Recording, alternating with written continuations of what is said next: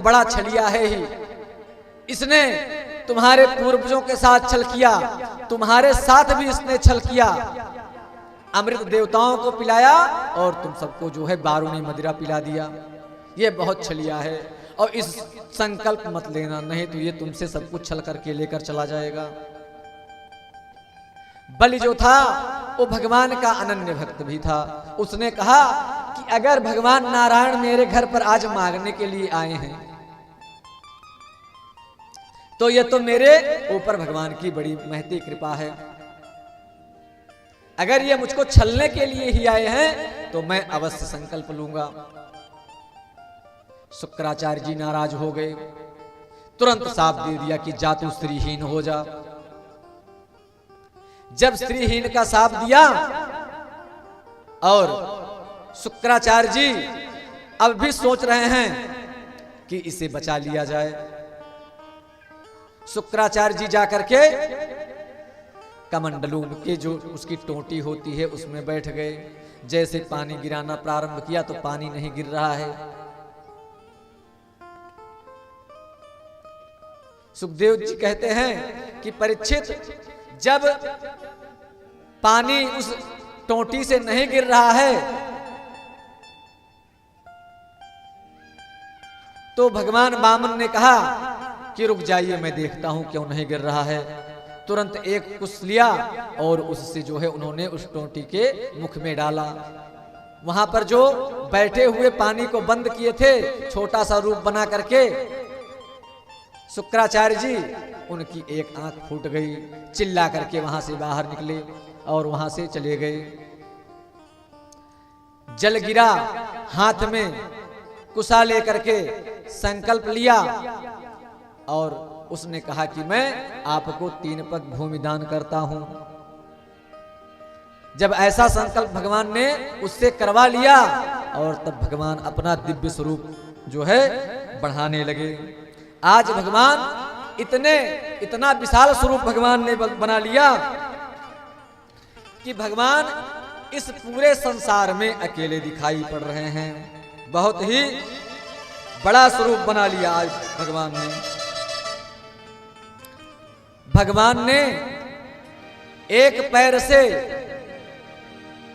स्वर्ग इत्यादि लोगों को नाप लिया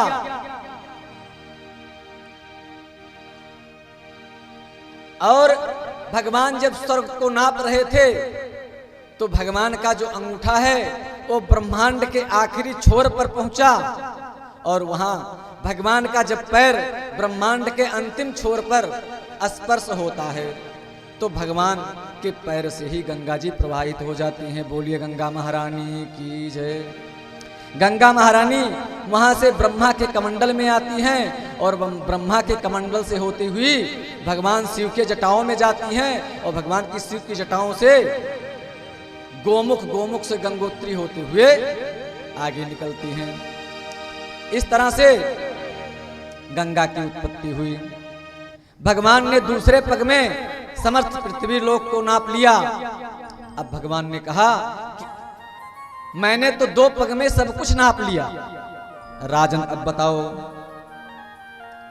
अब मुझे आप क्या दोगे। कहते हैं कि अब आप मुझे क्या दोगे।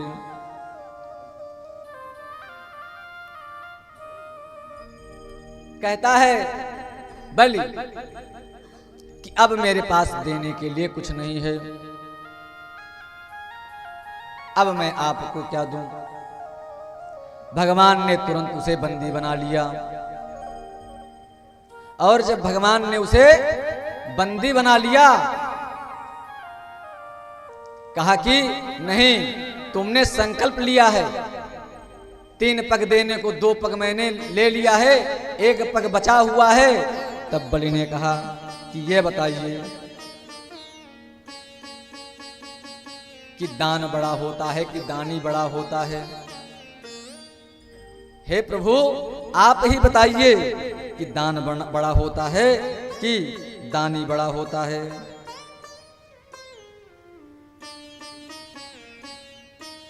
भगवान कहते हैं कि नहीं नहीं, दानी ही बड़ा होता है।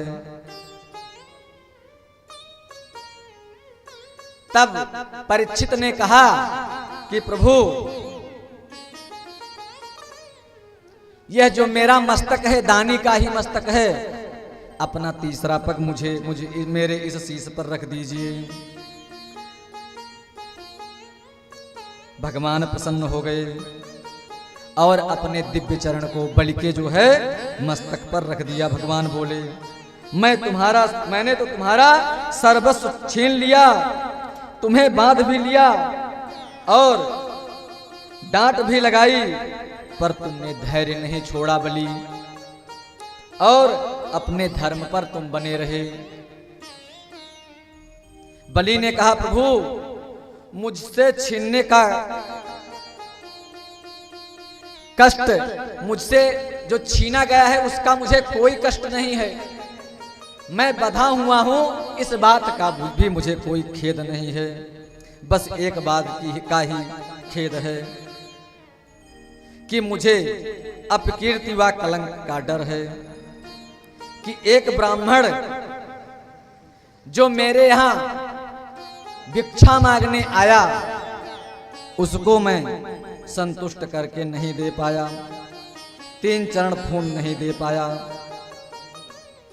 जब यह बात बलि ने कहा तो तुरंत वहां पर प्रहलाद जी प्रकट हो गए और भगवान की स्तुति करके बोले, प्रभु आप ही देते हो और आप ही छीन लेते हो, आपका देना भी निराला और आपका छीन लेना भी बड़ा विचित्र है।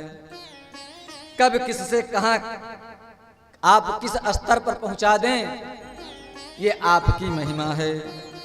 आप रंक को राजा और राजा को रंक भी बना देते हैं। कभी किसी को राजा बनाकर बैठा देते हैं तो कभी किसी को भिखारी बना देते हैं। बलि की पत्नी ने भी भगवान की दिव्य स्तुति गाई और स्तुति करते हुए भगवान से बोली, भगवान ये सारा संसार आपका तो क्रीड़ा स्थल है, पर आपकी इस क्रीड़ा स्थली में मेरे स्वामी ने कब्जा कर लिया। वो अपने को तीनों, भगवान ने कहा कि क्या वरदान चाहते हो? भगवान ने कहा कि क्या वरदान चाहते हो? अब जब भगवान ने कहा कि क्या वरदान चाहते हो, तो यह बात सुनकर के जो आकाश में देवता खड़े थे वो डर गए कि पता नहीं ये भगवान से क्या मांगने वाला है। सब देवता डर गए कि ये अब क्या मांगने वाला है। उसने कहा कि भगवान मुझे यह वरदान दीजिए कि मैं अपने महल से जिस भी दरवाजे से निकलूं वहां मुझे आपके दर्शन हो। भगवान तो बड़े प्रसन्न थे ही। भगवान ने कहा एवमस्तु, ऐसा ही हो। अब वह जो राजा था वो अपने पाताल लोक चला गया और भगवान भी उसके पीछे पीछे चले गए। अब भगवान जो है जिधर से वह निकलता भगवान दौड़कर उस दरवाजे पर उसे दर्शन देते। सारे देवता परेशान हो गए कि भगवान तो पाताल लोक चले गए। भगवान ने बलि को से सब कुछ छीन लिया और बलि ने आज क्या किया कि हम सब लोग बैकुंठ से भगवान को ही पाताल लोक अपने बुला लिया। ऐसे परम भक्त होते हैं भगवान के। तब देवताओं ने बताया मैया लक्ष्मी को। मैया लक्ष्मी ने कहा कि आप सब चिंता मत करिए, हमारा एक रिश्ता राजा बलि से है और उस रिश्ते से मैं अपने स्वामी को जरूर छुड़ा लाऊंगी। मैया लक्ष्मी ने रक्षा सूत्र बांध करके और अपने भाई से बलि से भगवान को पुनः वापस मांग लिया। सुखदेव जी कहते हैं कि भगवान अपने भक्तों के लिए बड़े विचित्र अवतार धारण करते हैं। इस तरह से भगवान ने बलि के समय में अनेक अवतार धारण किए। कुर्म का रूप धारण किया, मोहिनी का रूप धारण किया, वामना अवतार इत्यादि लिया। सुखदेव भगवान कहते हैं कि राजन, एक बार भगवान मछली के रूप में भी प्रकट हुए। परीक्षित कहते हैं कि भगवान मछली के रूप में भी प्रकट हुए थे। सुखदेव जी कहते हैं हाँ। परीक्षित जी कहते हैं जरा यह प्रसंग भी अच्छी तरह से सुना दीजिए कि भगवान मछली के रूप में क्यों प्रकट हुए, उनका मत्स्यावतार क्यों हुआ।